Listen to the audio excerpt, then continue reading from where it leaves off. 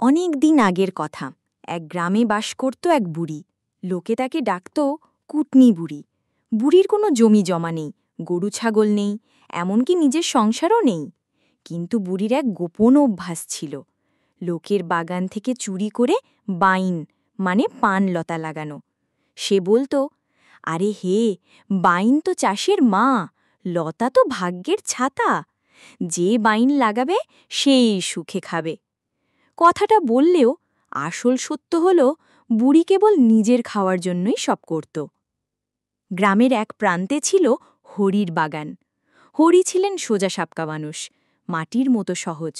তার উঠোনে বড় বড় আম গাছ, কাঁঠাল গাছ আর শাকসবজির ছোট বাগান ছিল। একদিন গভীর রাতে কুটনি বুড়ি চুপি চুপি গিয়ে হরির বাগানের এক কোণে বাইনলতার চারা পুঁতল।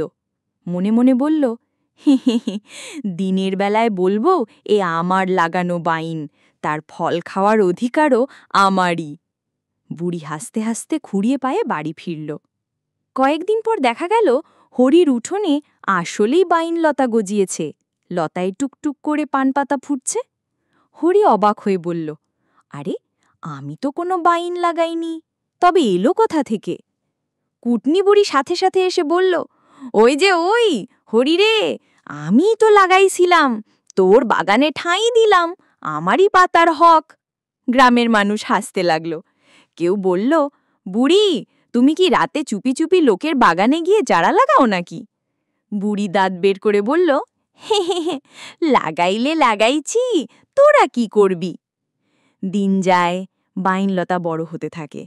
গ্রামবাসী দেখল, যখনই লতায় পতা জন্মায়, বুড়ি এসে খুঁটিয়ে খুঁটিয়ে সব তুলে নিয়ে যায়। শিশুরা মজা করে বলতো, বাইন লাগানি বুড়ি এসছে, বাইন চোর বুড়ি এসছে। তখন বুড়ি রেগে গিয়ে চেঁচাতো, চোর আমি? আরে, আমি তো সৃষ্টির মা, আমার লাগানো লতা আমারই অধিকার। হরি একদিন ভাবল, চল দেখি বুড়ি আসলেই কি করে। সে রাতে হরি গোপনে বাগানে লুকিয়ে রইল। সত্যিই দেখা গেল, বুড়ি টিপটিপ পায়ে এসে লতার পাতা ছিঁড়ছে। হরি বলল, ও বুড়ি, মাঝরাতে কি করছিস? বুড়ি ভয় পেয়ে হাঁটু কাঁপাতে কাঁপাতে বলল, আমি তো সেবা করছি রে, লতা যাতে ভালো মতো বাড়ে তাই শুকনা পাতা ছিঁড়ে দিচ্ছি। হরি হেসে গড়াগড়ি খেতে লাগল। পরদিন গ্রামে মেলা বসেছে। গ্রামবাসী সবাই ভিড় করেছে। হরি সবার সামনে কুটনি বুড়ির কথা খুলে বলল। সে বলল, বুড়ি রাতে আমার বাগানে গিয়ে বাইন লাগিয়েছে, এখন বলে এটা তারই সম্পত্তি, তোমরা বিচার করো। গ্রামপ্রধান ডাকলেন বুড়িকে। এই বুড়ি, এ কেমন কাণ্ড?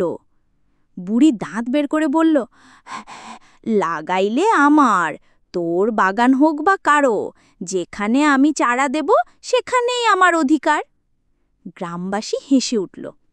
একজন বলল, তাহলে কাল আমি যদি তোর উঠোনে বাঁশের চারা লাগাই, সেটা কি আমার হবে? বুড়ি মুখ চেপে চুপ করে গেল। কিন্তু বুড়ির লোভে শেষ রক্ষা হল না। সে লতায় এত বেশি পাতা ছিঁড়তে লাগল যে গাছ দুর্বল হয়ে শুকিয়ে গেল। হরি বলল, দেখেছিস বুড়ি, লোভে পাপ, পাপে সর্বনাশ। শিশুরা আবার গান ধরল, বাইন লাগানি কুটনি বুড়ি, লোভে পেট ভরে না, শেষে হলো লতা মরা। বুড়ি লজ্জা পেয়ে সবার সামনে মাথা নিচু করল। বলল, হায় হায়, আমি যে ভেবেছিলাম চালাকি করে সুখে খাইব, শেষে তো সবই নষ্ট হল। গ্রামপ্রধান বললেন, এই তো শিক্ষা, পরের জমিতে লোভ করে লাগালে সুখ নয়, সর্বনাশী হবে।